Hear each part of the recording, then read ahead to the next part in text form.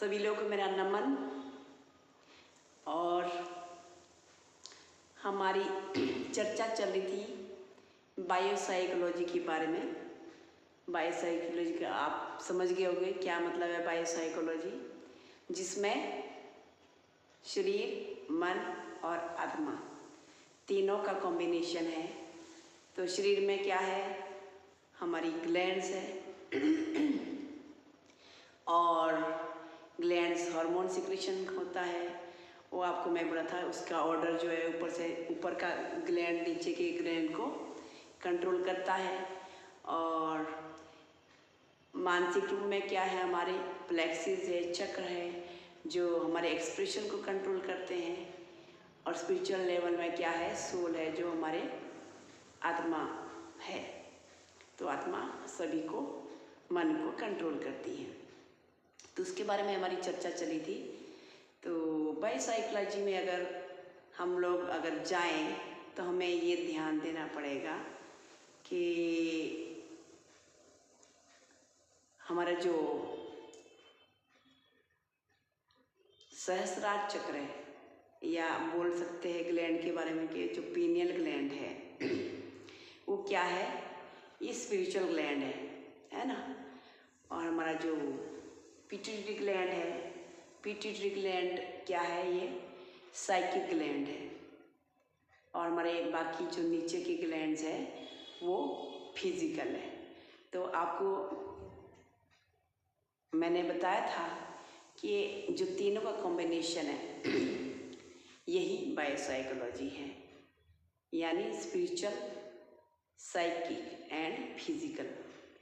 तो ये कैसे आपस में इसका कॉम्बिनेशन है, तो ये याद रखना होगा कि जो हमारे जो ग्लैंड्स है उसी में हमारे क्या है, उसी जगह में हमारे चक्र हैं और जो हमारे वृत्तियों को कंट्रोल करते हैं।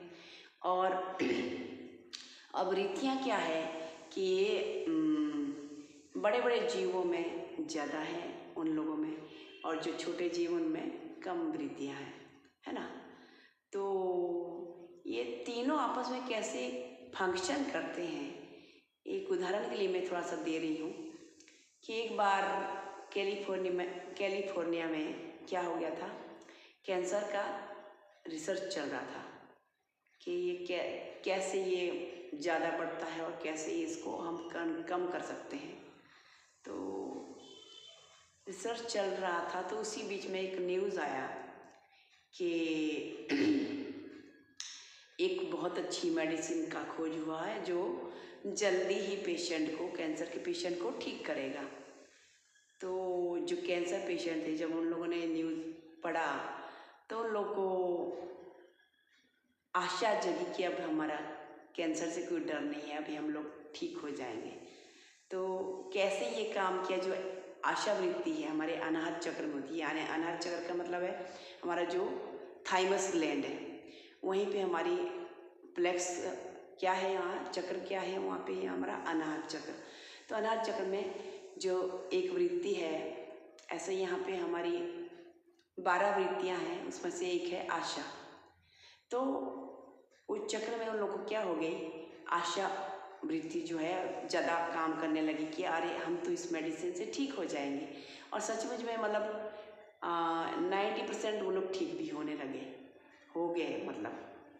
तो क्योंकि जो अनाहत चक्र है और वहाँ पे जो ग्लैंड है, थाइमस ग्लैंड, वो एंटीबॉडीज़ को रिलीज़ करता है। तो वो ज़्यादा से ज़्यादा एंटीबॉडीज़ को रिलीज़ करने लगा, जिससे कि बीमारी अपने आप ही घटते गई। और कुछ दिनों में फिर न्यूज़ आया कि ये जो मेडिसिन थी, ये कम करने की बजाय ये मेडिसिन ज़्यादा बढ़ा लेगी कैंसर को। और जैसे ही कैंसर पेशेंट ने इस न्यूज़ को पढ़ा तो क्या हो गया, उन लोगों को आशावृत्ति कम हो गई। अरे सोचने लगे, अरे हम सोचे थे ठीक हो जाएंगे, अब हम लोग बीमार पड़ेंगे, हम लोग ठीक नहीं होंगे। जो आशावृत्ति जो है उनकी लेस हो गई, कम हो गई। उसके कारण क्या हो गया, एंटीबॉडी जो इस ग्लैंड से रिलीज़ कर रहा था वो भी कम होने लगा। तो अब एंटीबॉडीज रिलीज जब कम होगा तो नेचुरली आपको बीमारी पड़ेगी। तो कोई जो साइंस है समझ नहीं पाई कि ये रीज़न क्या है, क्या कारण से ऐसा हुआ। लेकिन स्पिरिचुअल साइंस के पास इसका रिप्लाई था कि क्या रिप्लाई था स्पिरिचुअल साइंस के पास में कि ये जो हमारी ग्लैंड्स है और चक्र है आपस में कनेक्शन है, हमारी वृत्तियाँ उसमें कनेक्टेड है। तो कैसे हम पॉजिटिव वृत्तियाँ और नेगेटिव वृत्तियाँ किस टाइप से होप को कम और ज़्यादा कर सकती है।